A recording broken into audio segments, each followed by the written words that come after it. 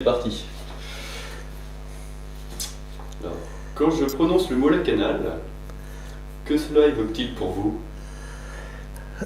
Mon vieux lycée, hein. J'ai été au lycée Lacanal en 5e, 6e, au début de la guerre. Et puis après, j'ai été réfugié dans le Midi, où j'ai fait ma 3e, 4e première dans le Midi à Avignon. Et j'ai retrouvé le lycée Lacanal pour faire une 2e première, parce que j'avais été collé à mon premier bac, dans le Midi. Et donc une 2e première et le 2e bac de philo.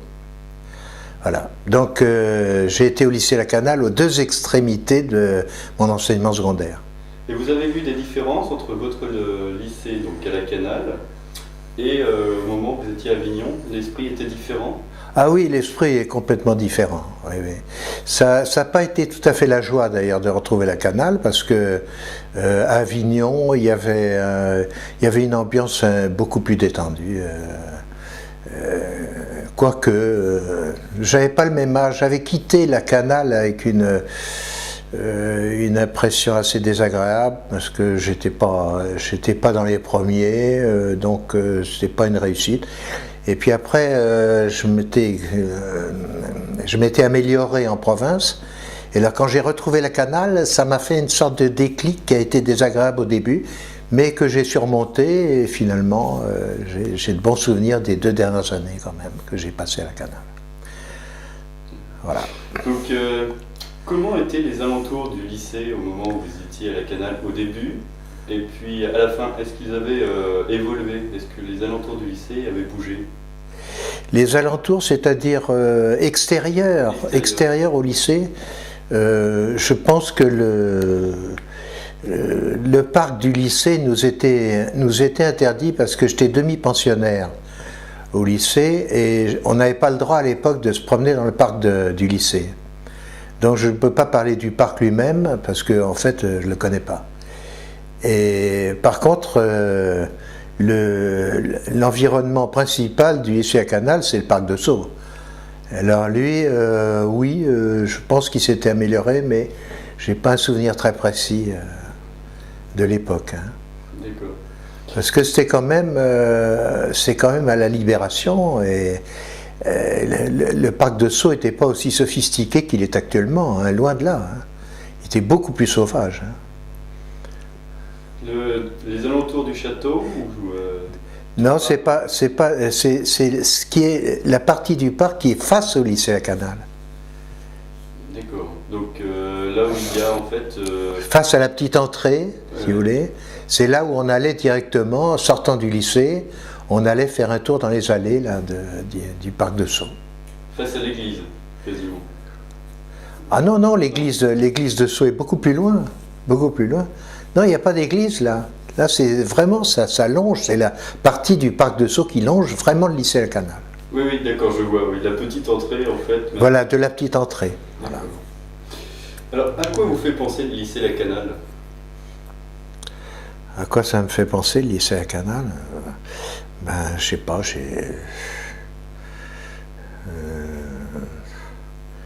ça me fait penser à mon enfance et à mon adolescence, mais ça me fait penser quand même à la découverte de la musique, parce que dans les 2 dernières années, on avait formé un orchestre à Lacanal qui s'appelait 5 et 1, je crois, si mes souvenirs sont bons, où on avait Sébert à la clarinette et sa sœur au piano, et mon frère Claude qui jouait le saxophone, moi de la guitare. Et puis ça a été le début d'une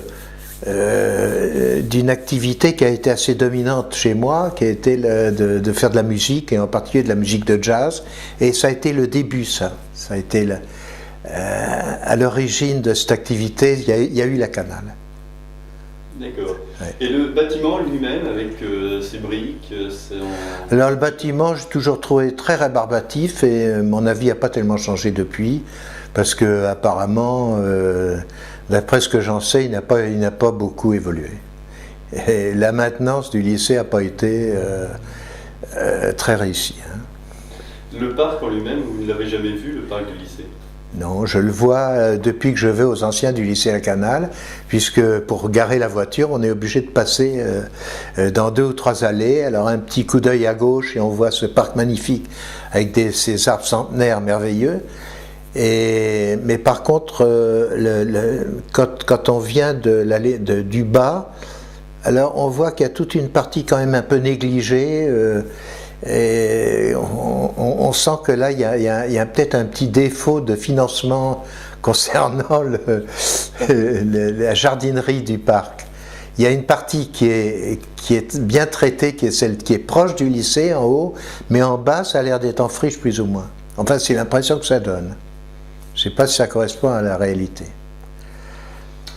Alors, vous m'avez dit que vous aviez mis les pieds au lycée La Canale très tôt. Oui, donc, 7e, 6e, 5e.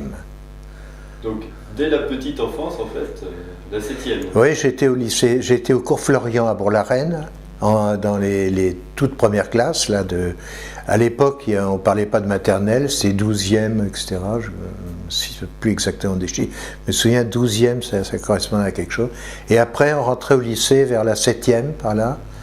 Et après, 6e, et le cursus plus classique. Alors, comment se passait une semaine à la Canale? Donc, par exemple, la durée des cours, les horaires, les matières étudiées? Les horaires étaient assez précoces le matin. Moi et mon frère qui habitions Chevilly-la-Rue, on se déplaçait en vélo avec des vieux vélos Peugeot qui pesaient 1 tonne. Et donc on avait une double montée et descente à faire 2 fois par jour et c'était assez fatigant. Quand on arrivait au lycée, on n'avait qu'une envie, c'est de dormir. Et quand on est arrivé chez nous, on n'avait qu'une envie, c'est de dormir aussi. Tellement on était fatigué par le vélo. Et vous vous souvenez vers quelle heure à peu près les cours commençaient? À 8 heures le matin. Ah oui, je me souviens, parce qu'il fallait se lever à l'aube. Hein. En hiver, c'était dur. À quelle heure vous vous leviez? Ah je sais pas, 6h30, 7h. Ah oui, c'est tôt, oui. Ah oui, minimum. Et la durée des cours La durée des cours était respectée. On avait 4 heures le matin, on avait, je sais pas, de 3 heures l'après-midi, je crois. Enfin, 4 heures le matin, on les avait. Hein. Et c'était des cours d'1 heure, un peu moins d'1 heure? Non, 1 heure. Alors, quelles sont les matières que vous avez étudiées Les matières, je faisais du latin. Et je n'ai pas fait de grec, donc latin et puis maths, anglais, voilà. Histoire, géographie? Oui, bien sûr, histoire, géographie. Sciences naturelles? Sciences naturelles, ça a été plus tard quand même. Ah non, peut-être, oui, dans les petites classes, j'ai pas bien le souvenir. J'ai le souvenir des sciences naturelles en première et philo, là, oui. Alors, quelles étaient les matières les plus importantes à ce moment-là? C'était le français-latin.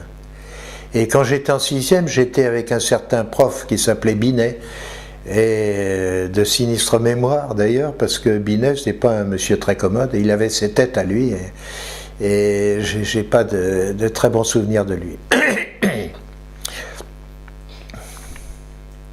Vous souvenez-vous des jours de congé que vous aviez dans la semaine? Alors, par contre, je reviens un peu sur les profs, parce que quand j'ai récupéré le lycée à Canal en première, quand je suis remonté du Midi, ça c'était en 44 par là, oui, 43 ou 44.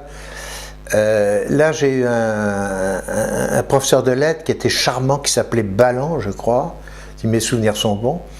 Et Ballan était pianiste, et moi je faisais de la musique déjà, parce que j'étais rentré au conservatoire à Avignon pour la flûte, et avec un camarade du lycée aussi, qui était excellent violoniste, on avait fait un trio avec le prof de français, le violoniste et moi-même à la flûte, et on s'était produit à la fête du lycée en fin d'année.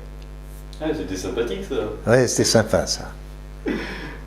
Alors, est-ce que vous vous souvenez des jours de congé que vous aviez dans la semaine? Comment ça se passait? C'était jeudi, c'était le jour de congé jeudi, à l'époque. Hein. Et vous terminiez les cours quand? Alors pour la fin de semaine, on avait le dimanche, peut-être le samedi après-midi, mais j'en ai pas un souvenir précis de ça. Je me souviens pas. Jusqu'à quelle heure faisiez-vous vos devoirs et comment ça se passait? Vous les faisiez à la maison ou au lycée? Non, on faisait les devoirs à la maison. Oui, on les faisait à la maison.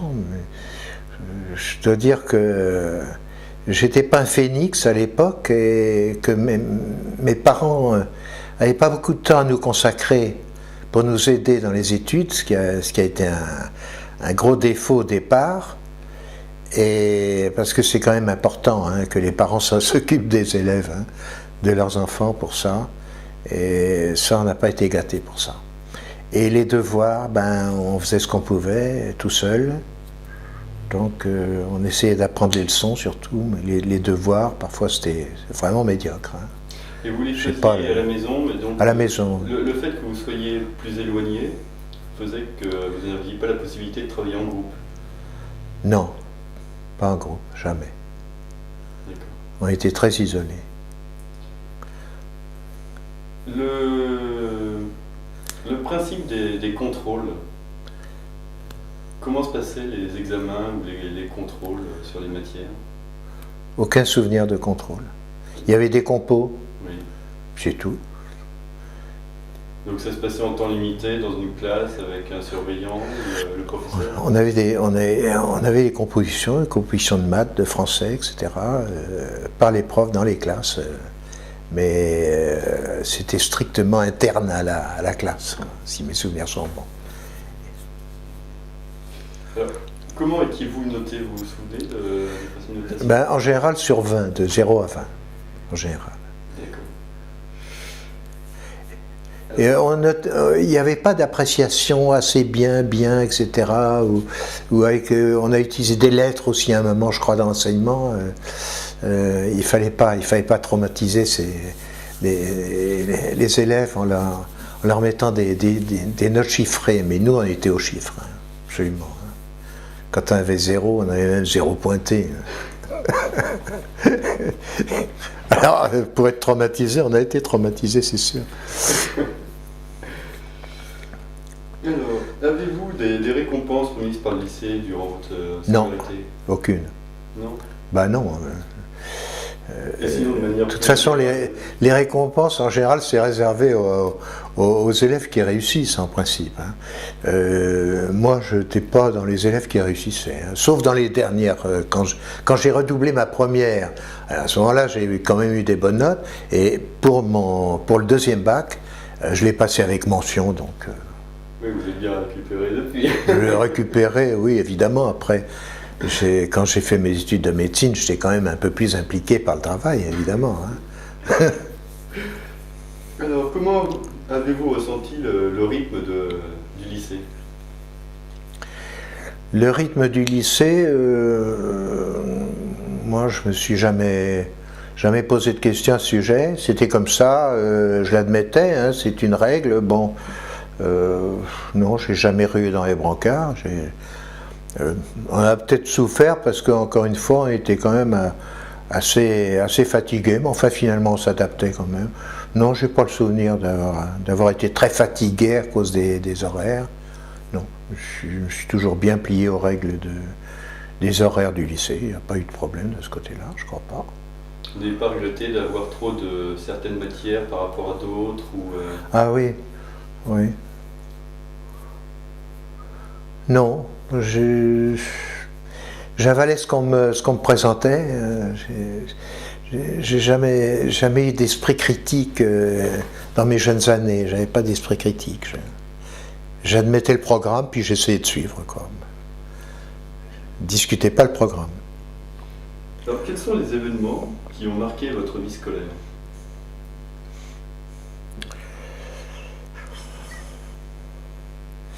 Ce qui a marqué ma vie scolaire, ça a été essentiellement les années de guerre.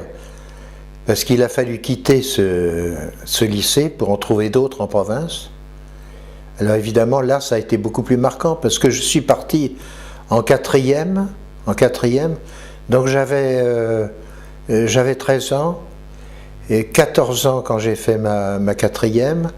Ensuite, à Avignon, j'avais 15, 16, 17 ans. Et quand je suis revenu, j'avais 18, 19 ans. Et 20 ans, puisque j'ai redoublé, donc j'ai une année supplémentaire. Donc ce qui a marqué, c'est cette coupure de la guerre, qui a fait que on a connu deux sortes d'environnements scolaires. On a connu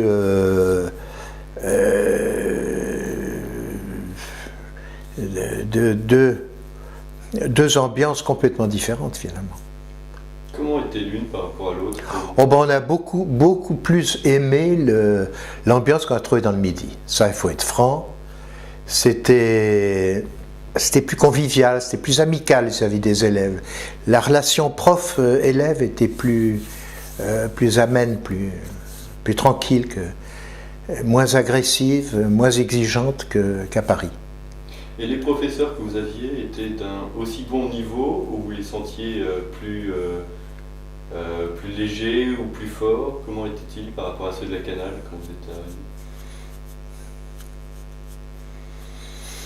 On peut pas faire un diagnostic de groupe comme ça.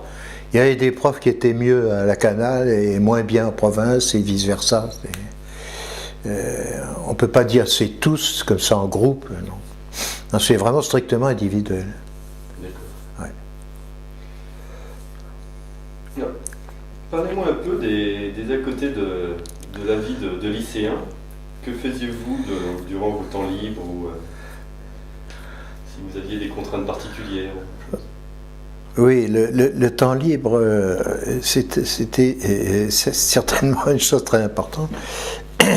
D'abord, dans les premières années, donc, quand on vivait ici dans la région, là, au lycée à Canal, on faisait surtout en dehors des vacances scolaires, qui étaient beaucoup plus importantes. Avant, on avait des vacances d'été qui duraient 3 mois. Mais dans l'année, nous faisions du scoutisme. Et on faisait partie des éclaireurs unionistes de Bourg-la-Reine, puisqu'on est de confession protestante. Et on faisait du scoutisme de façon assez suivie. Voilà. Donc toutes vos activités le dimanche Le dimanche, les petites vacances les vacances de Pâques, etc., on faisait des camps de scouts. Et vous retrouviez des camarades dans vos moments libres, ou ça a été que beaucoup plus tard? Ben, j'ai retrouvé des camarades du scoutisme quand je suis rentré. On avait été séparés à cause de la guerre, et quand on s'est retrouvés, on a rétabli les relations. Ouais. Et le fait que vous soyez plus éloignés, forcément, ça n'incitait pas ni vos amis à venir, ni vous à vous déplacer. Je ne comprends pas bien la question. C'est-à-dire que quand vous aviez des moments libres, vous n'alliez pas faire une partie de foot avec les copains du lycée? Non. C'était trop éloigné par rapport... Enfin, la distance faisait que vous étiez trop éloigné. Oui.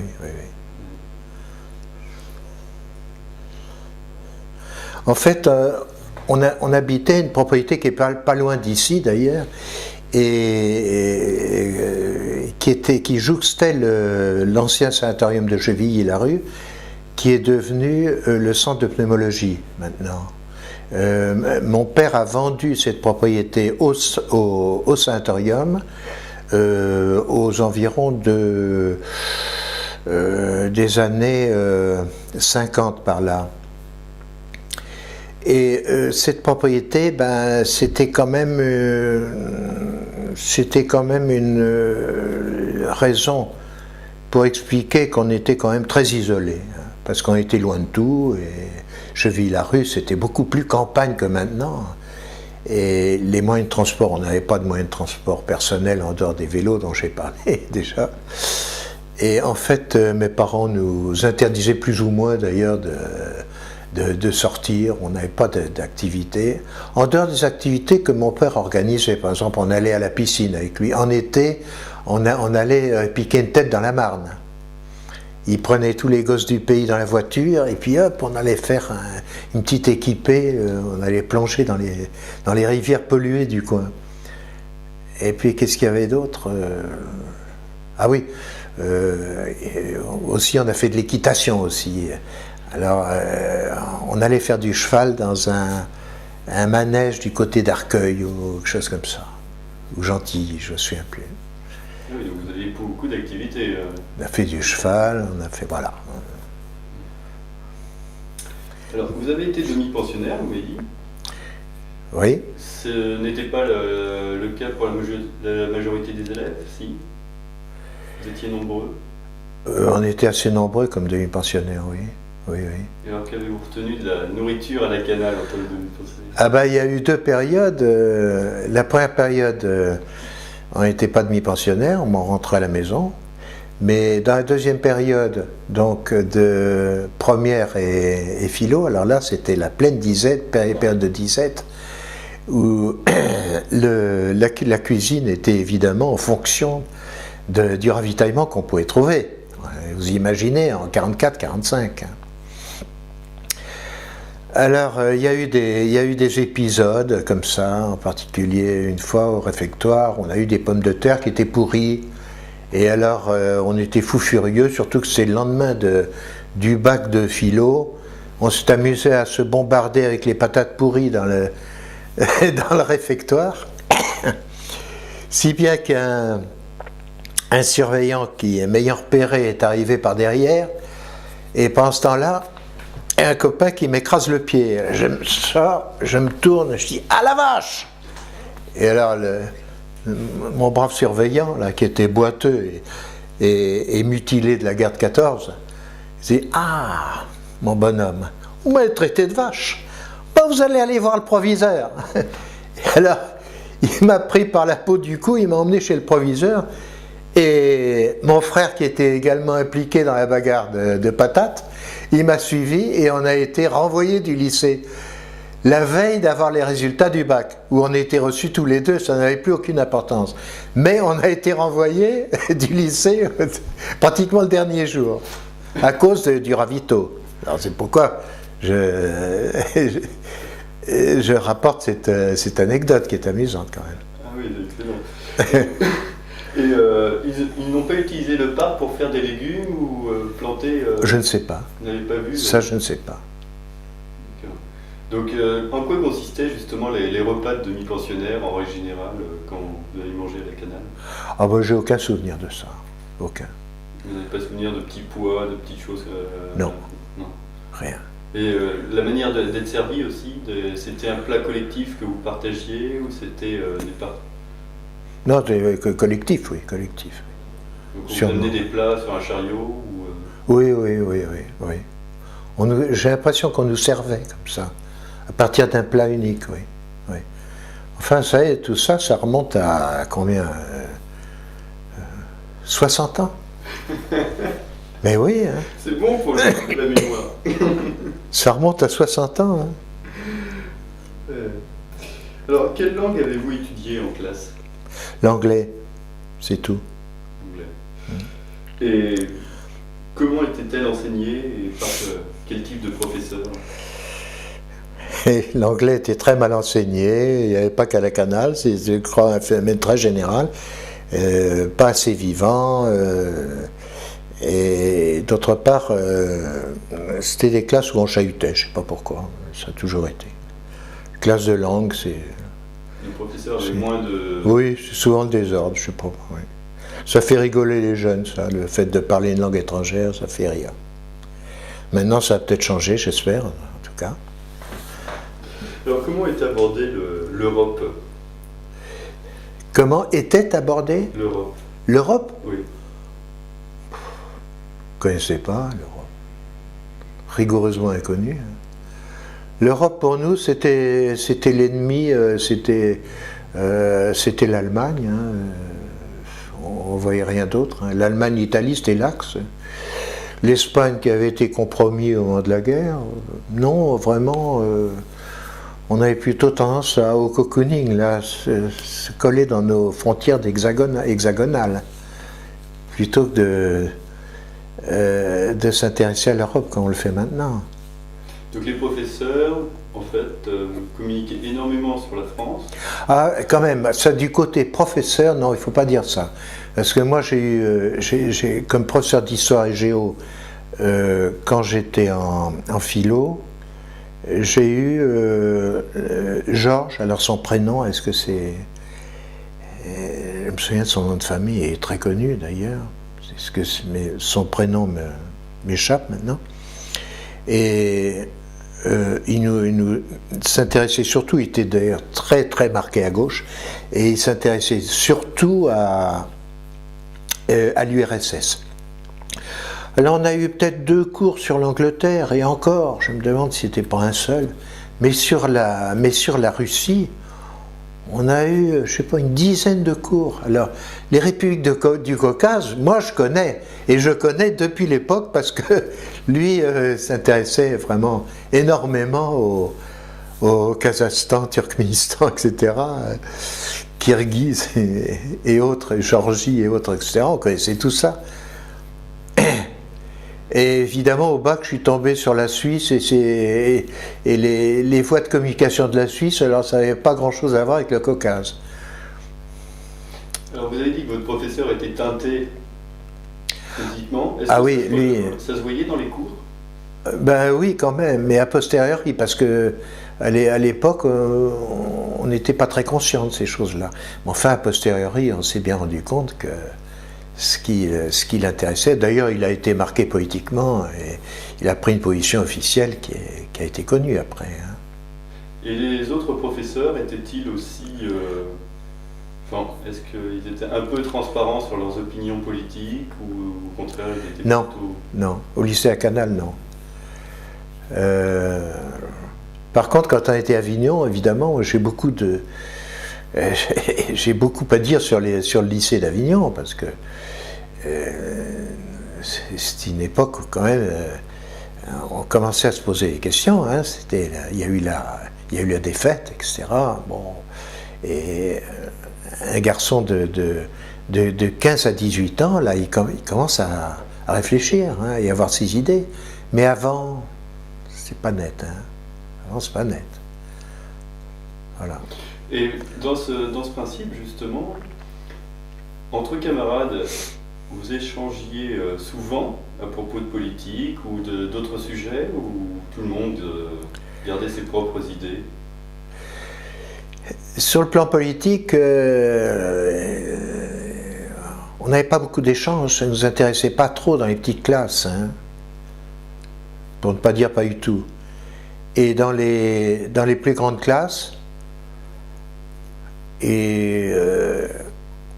on en discutait mais sans plus. Hein, on avait notre personnalité à forger et c'était plus prégnant et plus intéressant de s'occuper de nous-mêmes que de s'occuper des événements extérieurs.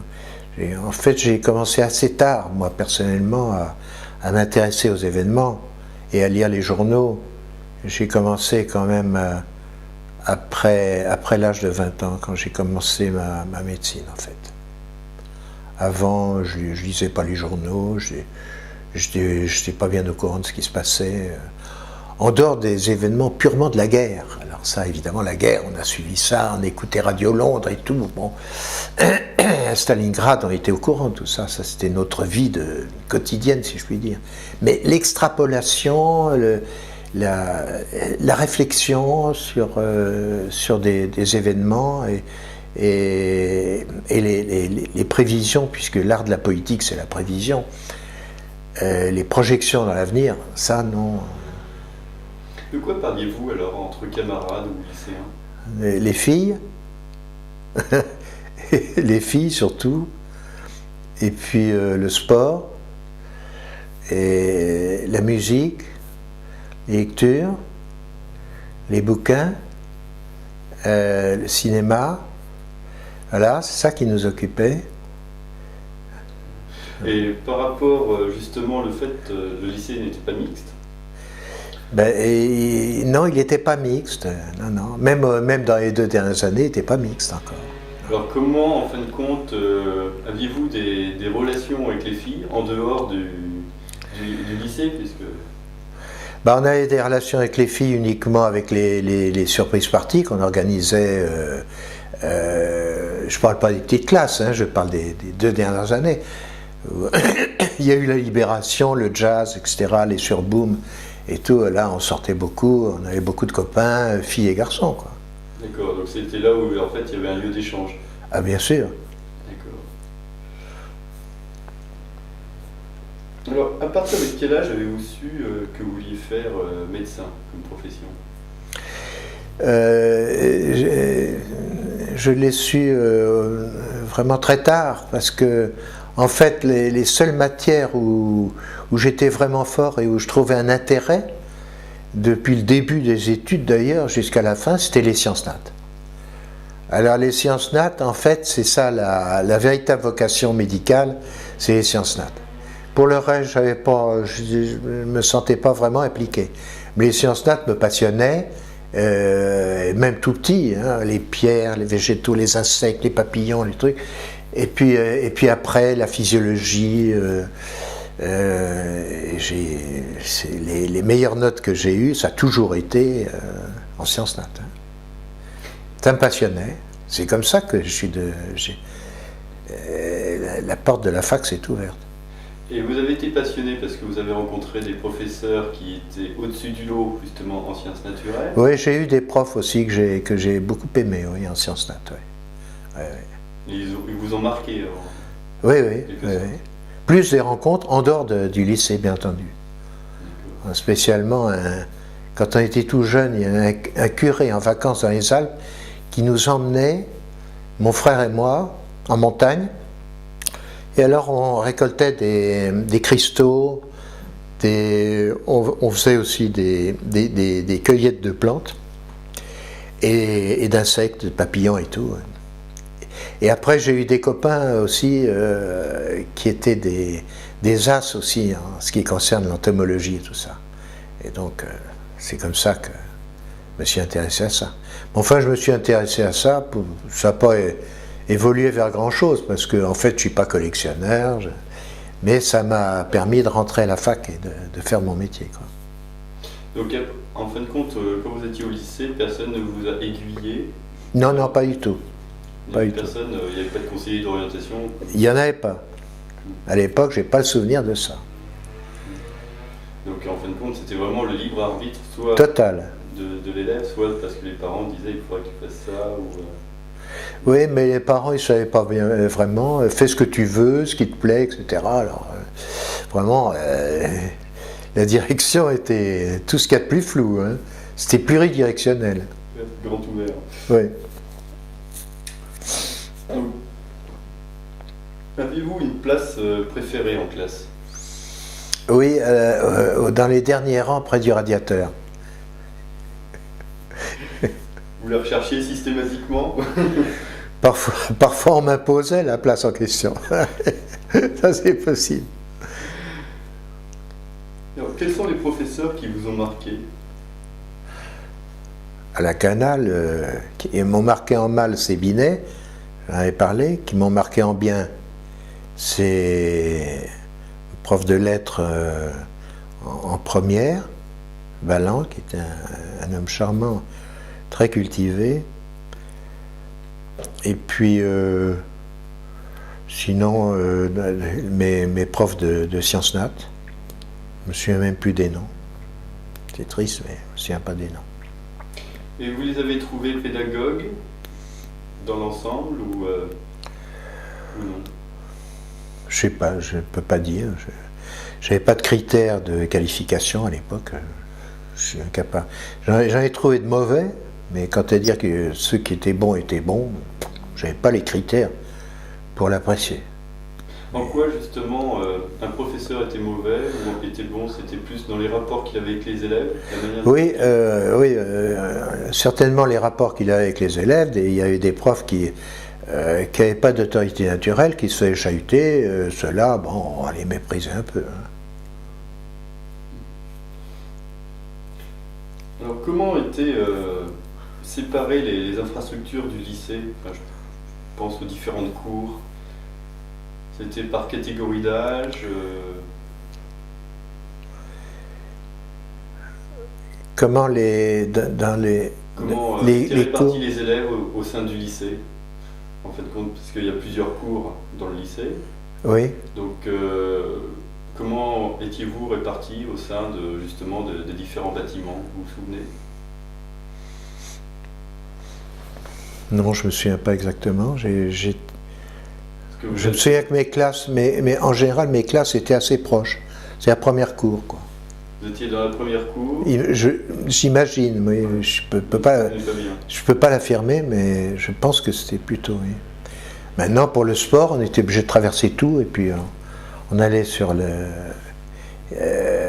au gymnase, et puis il y avait un terrain de foot.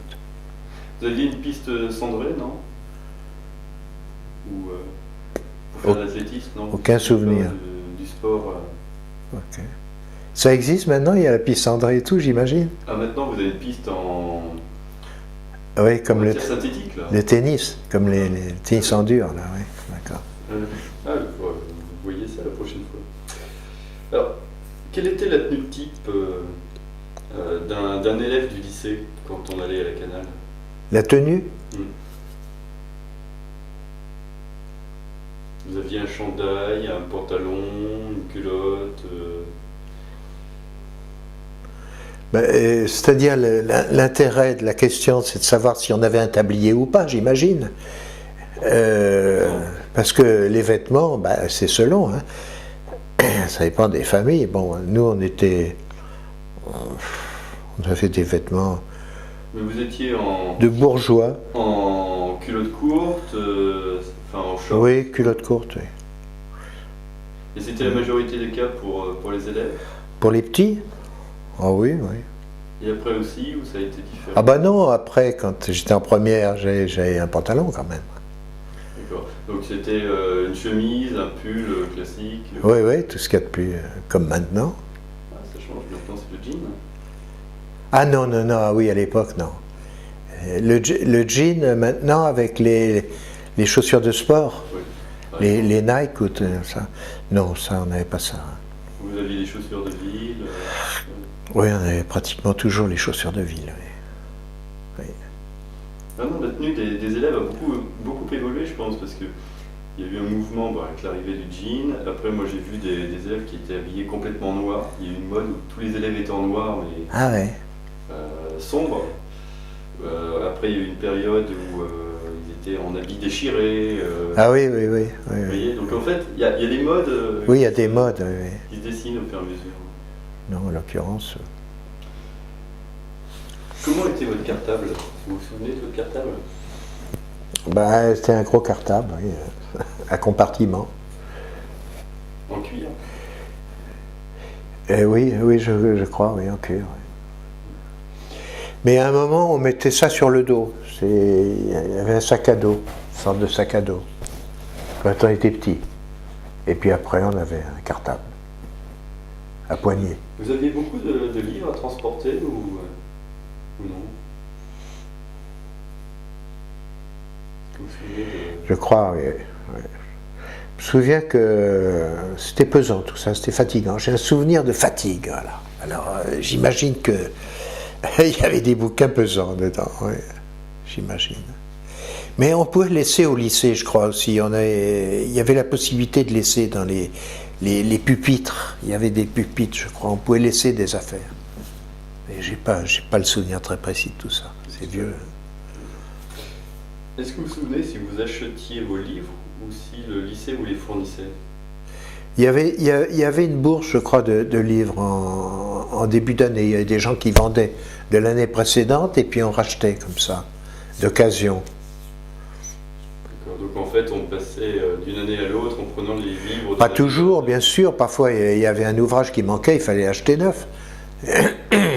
Mais la plupart du temps, on arrivait à passer une année sur l'autre comme ça. C'était une époque où il n'y avait pas trop de progrès ou de changement, comme dirait Giscard, de changement d'une année sur l'autre, changement de programme, Non. Nous, le Malais Isaac, le Malais Isaac, histoire. On a fait toutes nos années d'études secondaires là-dessus, avec le Malais Isaac, hein, entre autres. Vous vous souvenez d'autres livres comme La guerre des Michat ou les choses comme ça? Non. Les livres de français que vous aviez Je me souviens des ouvrages, une collection assez particulière d'ouvrages, je les revois bien, mais je ne peux pas le décrire, je ne sais pas quelle est la maison d'édition qui faisait ça. Si c'était Larousse ou Hachette, je ne sais pas, je ne me souviens pas. Mais c'était des petits ouvrages où on avait les pièces de Racine, etc. Les collections de poche n'existaient pas là, à cette époque-là. C'est une sorte de collection de poche, mais ça n'existait pas, je crois pas.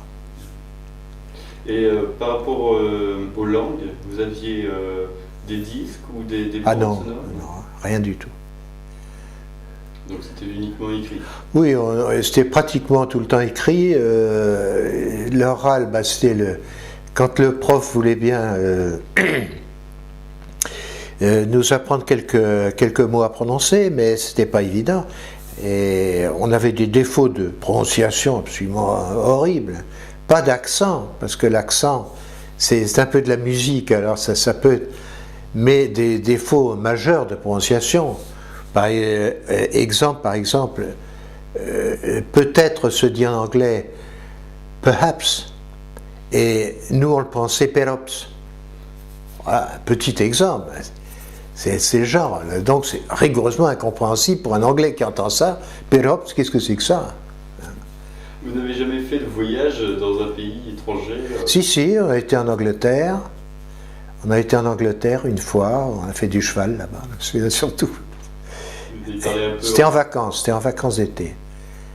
Et j'étais avec mon frère, on parlait français tout le temps. Et on n'a pas fait de progrès du tout, ça n'a servi à rien. Et il fallait nous isoler, quoi. Il fallait, à partir du moment où vous avez un compagnon qui parle la même langue que vous n'avez jamais tendance à faire l'effort de parler à celui qui est à l'étranger. Hein. Vous parlez avec celui qui comprend et qui s'amuse avec vous. Hein. Ça doit être connu actuellement aussi, ça. Hein. Oui, je crois que de mon temps, c'était pareil. Oui. Alors, vous veniez en vélo au lycée. Était-ce le cas pour la majorité des élèves ou pas? Ah non, c'est pas le cas pour la majorité des élèves. Hein. D'abord, les élèves étaient souvent groupés autour du lycée. À l'époque, il n'y en avait pas beaucoup qui soient vraiment très loin. Il y en avait qui étaient conduits par leurs parents en voiture. C'était quand même pas le... Sinon, il y avait quand même des vélos. Hein. Je me souviens que les portes-vélos dans l'entrée, là, il y avait du monde. Hein. Ouais, si, il y avait du monde pour les vélos. Et vous étiez avec des externes? Les externes venaient de très loin ou étaient... Voilà. Nous, on était externes. Hein. Tout étant demi-pensionnaire, on était externes. Pardon, je pense aux internes. Ah, les internes plutôt. Les internes formaient une confrérie de gens qui se considéraient d'essence supérieure. Les internes, c'était le top. Hein, les externes, menu fretin. Je ne sais pas si ça a continué ça, mais il y a moins d'internes maintenant. Hein. Il y a moins d'internes, oui, je crois. Il y en a encore au lycée Lacanal? Oui, il y en a quelques-uns. Quelques-uns, mais moins nombreux. Il y a beaucoup de filles maintenant qui parlent en interne. Ah oui? Ah, oui. Bon. Comment se passaient les pauses entre deux cours? Bon, on allait en récré, et puis on jouait à la pelote basque, je me souviens, ou aux gendarmes et aux voleurs. Voilà, c'était les deux grands jeux. Gendarmes et voleurs et la pelote basque. Et le midi, pareil? Tout le temps pareil. Il y en avait qui s'isolaient, qui s'asseyaient contre un pilier pour lire un bouquin, mais la plupart jouaient à des jeux collectifs comme ça. Le football, un peu aussi? Non, on n'avait pas le droit au foot. Dans la cour, on n'avait pas le droit on avait droit à la salle. Comment ça s'appelle la balle? La balle de tennis. la balle au voleur, là. Ah, la balle au prisonnier ou le ballon? Je l'avais cité au début, puis maintenant le terme m'échappe. Ah, la pelote basque? Dans la pelote basque et le. Ah oui, au gendarme et au voleur. Ah, gendarme. Alors ça se joue avec une balle aussi. Hein, mais là aussi, je ne me souviens pas très bien comment ça se passe. Je ne me souviens plus des règles.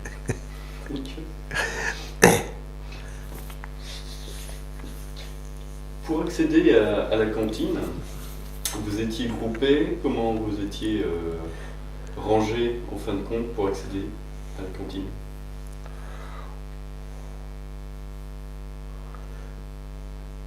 Non, je crois qu'on allait individuellement quand il était l'heure d'y aller. C'était par... Il y avait une sonnette, je crois, qui disait que les portes étaient ouvertes, qu'on pouvait aller manger. Et donc tout le monde se précipitait vers Oui, la cantine. Oui, oui. Ça faisait un peu désordre, mais enfin, ça se passait bien quand même. Il n'y avait pas de... Les gens n'attendaient pas devant les portes en attendant que ça soit ouvert ou... Je n'ai pas le souvenir de ça. Vous n'avez Non. pas souvenir de queue devant les portes de la cantine? Non, non. Alors, que vous a appris la vie au lycée et les cours enseignés?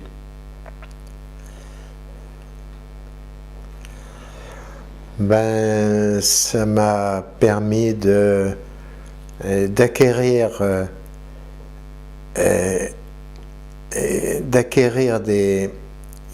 une certaine modestie vis-à-vis de moi-même, comme toutes les études qui sont d'abord une épreuve de modestie, parce que bon, quand on réussit, il faut faire de gros efforts, et quand on ne réussit pas, les échecs doivent porter un message, et cette gymnastique permanente finit par conduire à un être un peu plus conscient de la complexité. Voilà. C'est conscient de la complexité. Maintenant, les études, l'inconvénient, c'est que parfois ça émascule les gens. On voit dans l'industrie, on voit des réussites absolument incroyables de gens qui n'ont fait aucune étude. Justement parce que quand ils étaient jeunes, ils n'ont pas été traumatisés au point de perdre leur force. C'est ça l'inconvénient des études en général, c'est de faire perdre un peu de force vive aux gens. Et par rapport à... Maintenant, ça dépend du caractère de chacun. Mais il y en a qui sont cassés par les études, il y en a d'autres qui sont stimulés aussi par les études. Mais... Et dans votre cas, est-ce que vous avez trouvé que les études étaient quelque chose qui vous contraignait? Oui, ça m'a beaucoup contraint quand j'étais jeune, mais j'accepte cette contrainte et je l'ai acceptée après. Et j'ai trouvé que ça avait du bon. J'ai trouvé que c'était bénéfique cette contrainte. Mais il a fallu des années après pour le digérer, le traumatisme initial. Alors, quelles étaient les valeurs enseignées dans le lycée ou dans les cours, enfin au travers des cours? Je pense par exemple à l'humanisme, le sens de l'entreprise, l'adaptabilité. Quelles sont les valeurs que vous pourriez retirer de cette époque?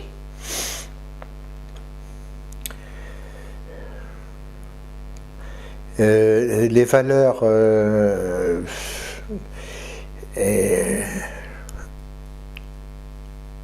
elles ont été certainement en contrepoint des études. Quant à être clairement exprimées, non. Mais elles s'exprimaient par l'exemple, par le besoin de réussite, de performance, enfin, ça allait dans le bon sens, quoi. Ça n'allait pas dans le mauvais sens. Donc les valeurs étaient implicites les grandes valeurs morales, esthétiques, intellectuelles, humanistes, étaient implicites dans l'enseignement. Ça, oui, c'est sûr. Elle n'avait pas besoin d'être exprimée clairement. Bon. Les professeurs organisaient-ils des visites à l'extérieur? Non, pas de mon temps. Vous n'avez jamais mis le pied à l'extérieur? Non, non, ça c'est une bonne chose sûrement maintenant qui existe, hein, maintenant. Mais à l'époque, non, rien.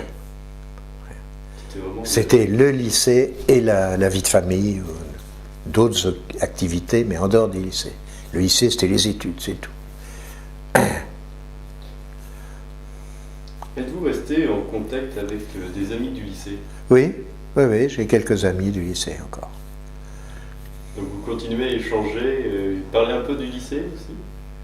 Non, pas vraiment, mais enfin, quelques souvenirs du bon vieux temps, quoi. Alors si c'était à refaire, que changeriez-vous dans vos décisions ou votre manière d'être en tant qu'élève? Ah oui, ça c'est une bonne question, ça. Bah, ça serait à reprendre de zéro, ça serait à reprendre en totalité, quoi. Parce que en tant qu'élève, je me suis très mal comporté, puisque en tant qu'élève, j'étais mauvais, quoi. Donc je me suis mal comporté. Je n'ai pas. Est-ce que c'était la faute de l'école ou des enseignants? Je n'en sais rien. Ou de ma faute à moi. Je crois que plutôt c'était de ma faute à moi, puisqu'il y en avait à côté qui réussissaient, ce qui marchait bien. Donc j'étais assez mal inséré dans le cadre scolaire et je n'ai pas trouvé une responsabilité en dehors de la mienne propre. C'est-à-dire que vous ne considérez pas que les professeurs avaient un devoir ou une certaine... Ben si, je considère justement que les profs auraient dû avoir un contact plus direct avec l'élève, ça c'est sûr. Enfin, ils ne peuvent pas être partout et avec tout le monde. On ne peut pas exiger ça d'eux. Mais quand on a rencontré au cours de son cursus un prof qui s'est intéressé à vous, qui vous a aimé, en fait, c'est un truc comme ça, qui s'est intéressé à vous, en général, ça a fait faire un grand pas en avant. Parce que quand vous avez des profs qui sont complètement indifférents, alors ça fait faire ou du surplace ou un pas en arrière. Alors pour peu que vous ayez des problèmes personnels, familiaux et tout, et que vous ayez l'impression d'être une petite quantité négligeable un peu partout, ben ça va pas, ça marche pas.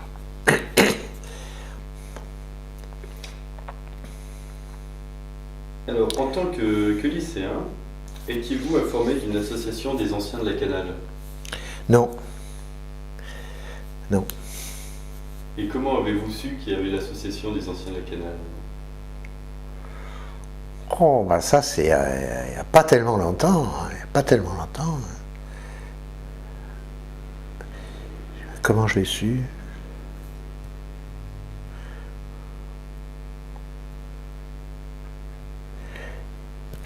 Par un journal, je ne me rappelle pas. Par une revue dans votre ville Non, vous ne savez pas. Aviez-vous des contacts avec les autres lycées de la région à ce moment-là? Non, non. Sauf le lycée Marie Curie à Sceaux, puisque ma sœur était au lycée Marie Curie. Donc on avait une relation que, par exemple, en fin d'année, à la fête du lycée, on y allait, quoi. Mais c'est parce que ma sœur y était. Sinon, il n'y avait pas de relation avec les filles du lycée Marie Curie. Alors, quel lien avez-vous avec le monde de l'entreprise à cette époque-là? Ben moi, le monde de l'entreprise, en fait, je l'ai connu seulement de façon très théorique, puisque en tant que médecin, je n'ai pas eu affaire au milieu entrepreneurial, on dit, milieu entrepreneurial. Et donc j'ai toujours vécu de façon très individualiste. Donc c'est une question qui, m'intéresse pas directement, ça. En fait, vous n'avez jamais eu l'occasion d'apprendre au sein du lycée comment fonctionnait une entreprise, quels étaient les grands rouages, ou comment les personnes vivaient dans une entreprise. Jamais vu. Non, j'ai appris ça par moi-même. Dans le cadre du lycée, non, sûrement pas. Alors, que faisaient les lycéens après le baccalauréat? Après le bac, après les bacs à l'époque, ben, l'effort faisait préparer les concours. En rentrant en maths spé et enfin les 2 années de prépa de maths. Et puis les littéraires faisaient normal sup.